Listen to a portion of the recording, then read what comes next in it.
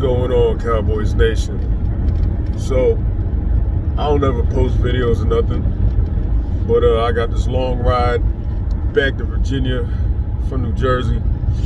I got time to kill. And with the time to kill, got a lot of reflecting to do and things I want to get off my mind about this past season. Things that could change, things that happen, things we need to change. I like to see change and all that good stuff, right? So first things first, we go back to the talent acquisition we did in the offseason when it comes to the defense and the lack thereof on the offensive side.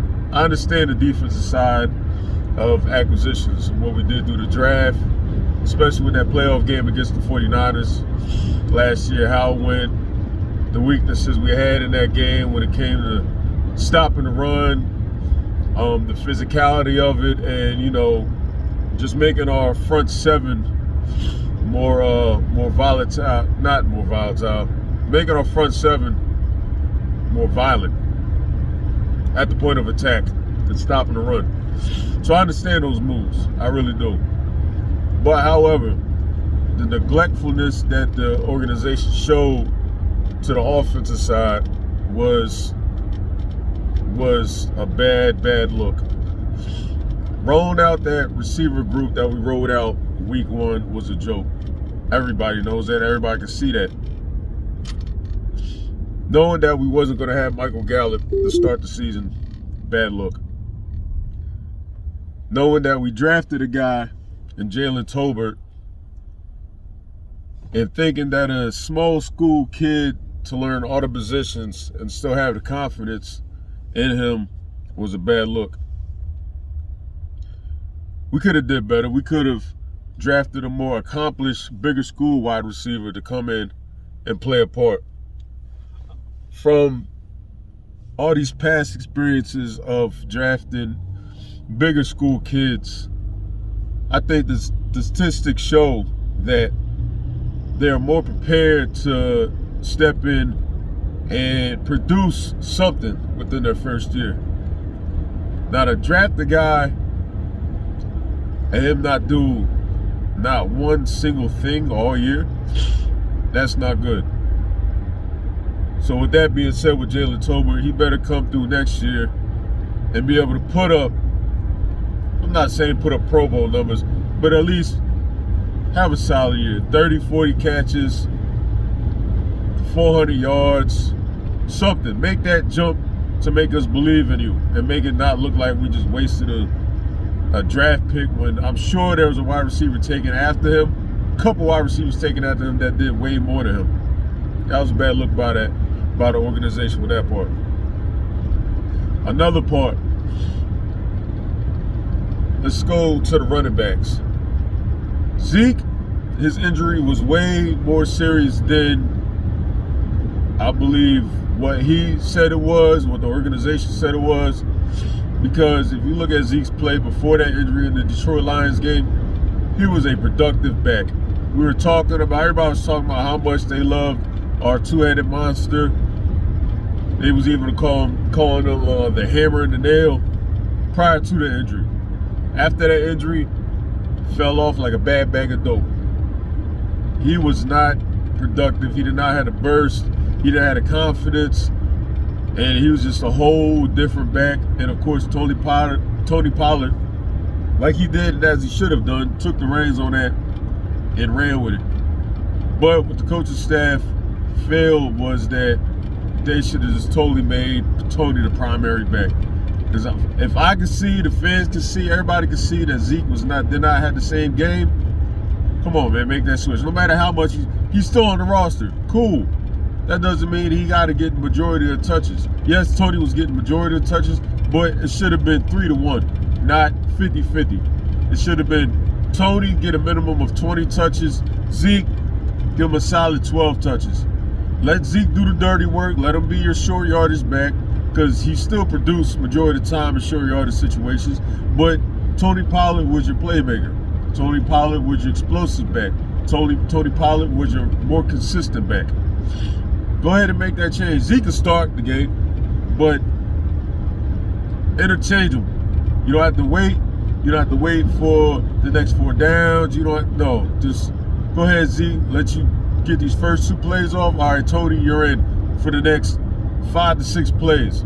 Zeke, if we need you in a pass blocking situation or sure yardage situation, go ahead, do your thing.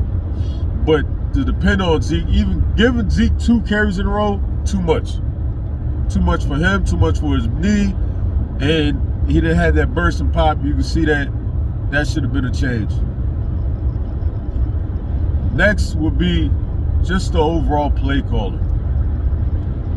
And the offense that, of course, we have all found out information over the year, prior to the year. The play calling of Kellen Moore, that has come to a cap. Like, what I've heard is that we don't run an offense. As you can see, we don't run an offense. Some things you see in one game, you won't see in the next game. Things that got us open in one game, we did not run the next game. Only thing that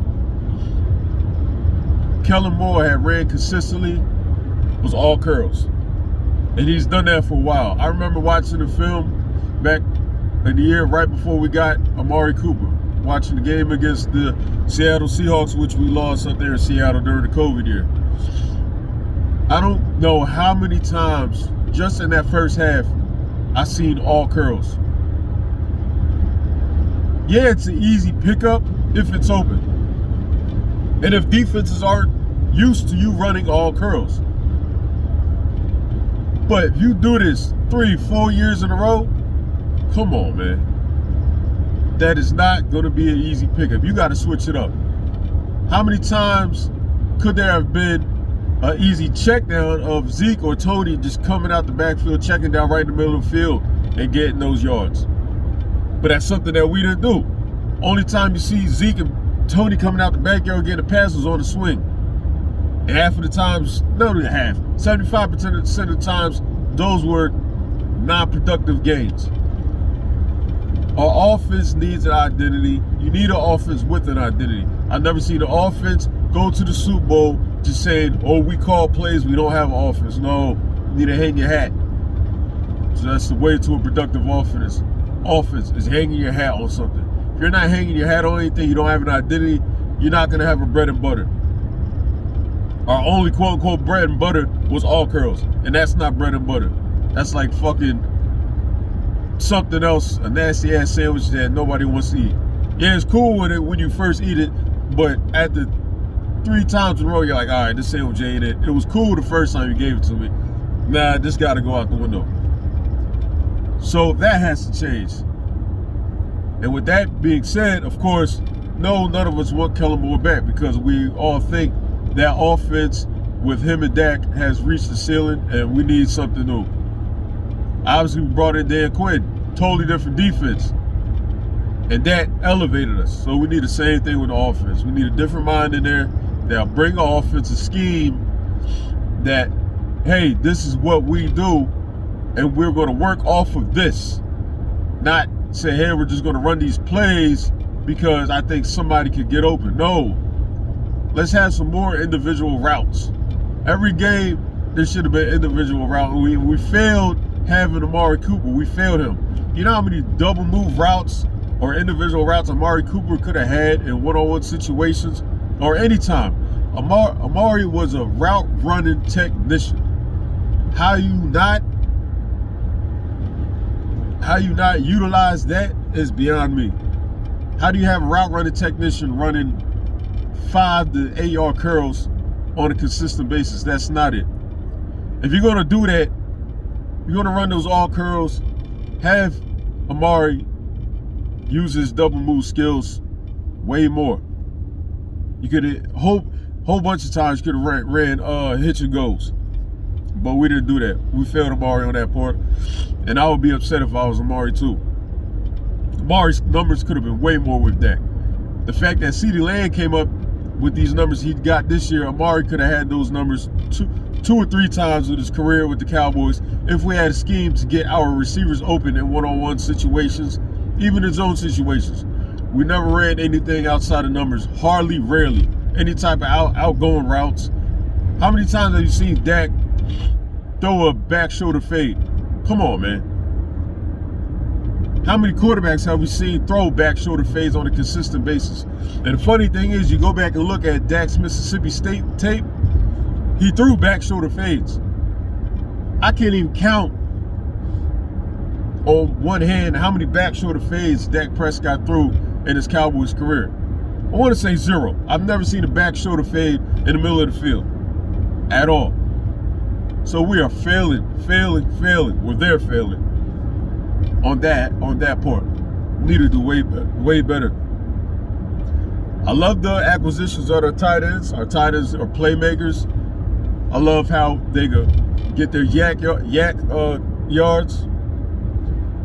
Dalton is not into getting yak yards. Dalton is like Jason Witten, especially older. He's more like the older Jason Witten. He's going to catch the ball, move slow so he doesn't get hit too hard. Because if you move slow in the league, you're better off absorbing the shots than you are moving full steam ahead and just getting blasted and being out of control. Dalton, as you see, you get that catch, turn around, doesn't even make a move. He'll just lumber into somebody and then go down. Jason Ferguson, on the other hand, get them yards, jump over people, run through people, run past people, spin around people, all that stuff. That's the type of tight end we need. So if Dalton leaves, I'm not mad at it. He's had a great career.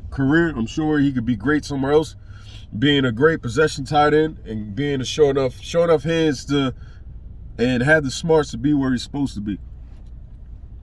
Offensive line, great pickup with Tyler Smith. Probably the best offensive rookie lineman all year. And I'm sure 1,000% he'll continue to grow, whether he's playing guard, playing tackle.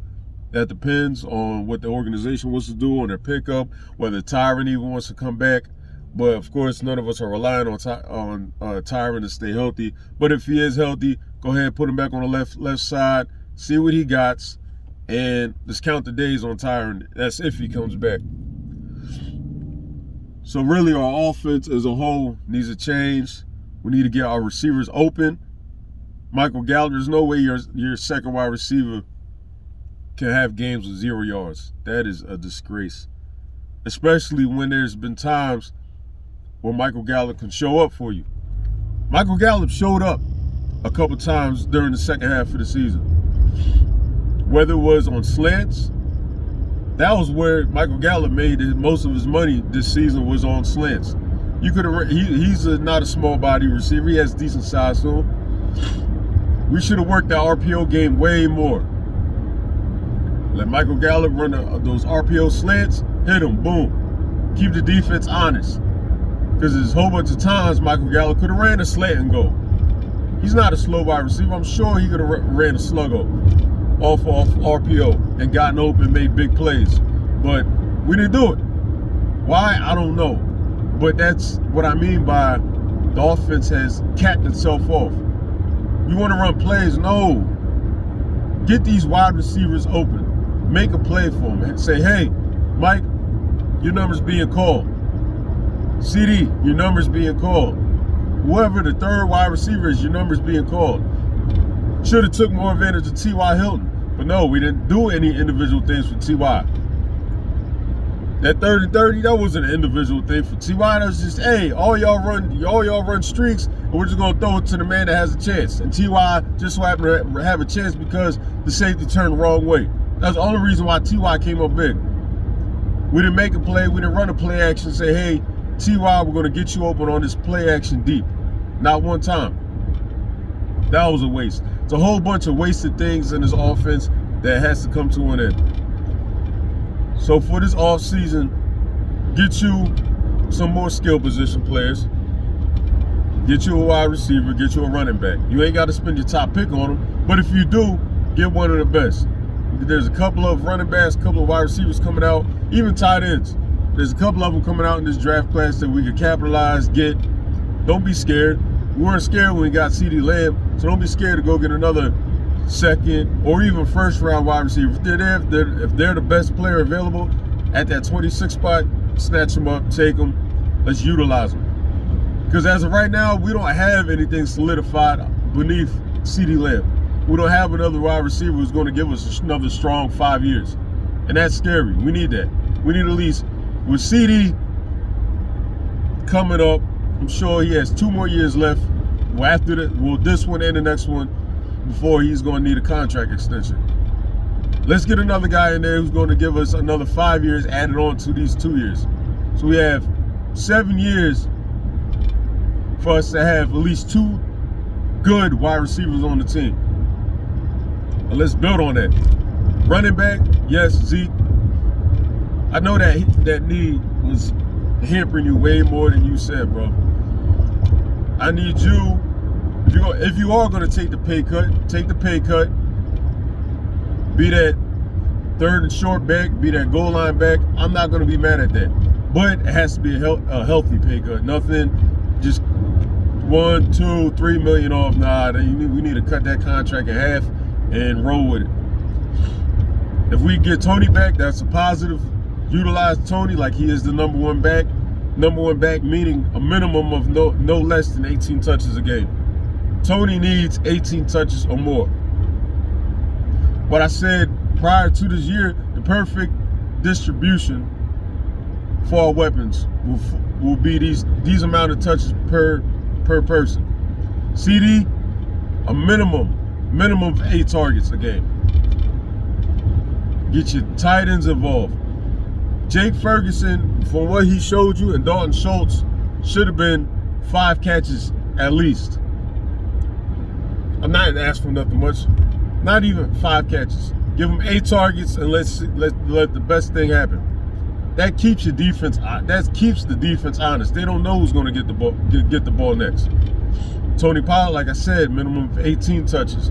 Zeke, 10 to 12. That's all we need from you, bro. 10 to 12 touches. No runs back to back. None of that. 10 to 12 touches sporadically throughout the game. And then your second wide receiver, 4 to 6 touches. Third wide receiver, 3 to 5 touches. Spread that ball out. If you look at a couple of other organizations that use multiple running backs, they're not shying away from getting all 3 guys touches. Eagles, who are in the NFC Championship, they have 3 guys in that backfield. Miles Sanders is a predominant one, but then you got Bart Scott and Gainwell. All of them get touches. Whether it's 1, 2, 3, 4, 5, 6, 7, 8, they all get some type of touches throughout the game. Malik Davis could have been used way more. I don't know why they shot away from him, especially during the times where Malik had to fill in. He was a productive runner. It wasn't like he fell off and he was running back there like Zeke, no gains or couldn't even burst through the hole. No, when Malik see those holes, he busted through. Do better, play better, and run a scheme. You can't shy away from running a scheme. Not run plays, because like I said, there's been a whole bunch of times, one game, oh my God, we look great. CD was wide open on a crossing route. Tony Pollard got the ball out the backfield, running wheel routes. We saw a real wheel route from Tony one time. Come on. Out of a 17-game season, one wheel route from Tony Pollard. Tony Pollard should have been way more involved in the past game, especially he came into the league as a wide receiver. If they want to compare him to Christian McCaffrey, utilize that man in that type of manner. Not just all handoffs. No, get Tony Pollard involved in the passing game. And you got to be screens, because guess what? Our screen game has been trashed for the past 3 or 4 years. It's actually been trashed since Scott Linehan left. Our screen game, garbage. Probably the worst screen team in the league.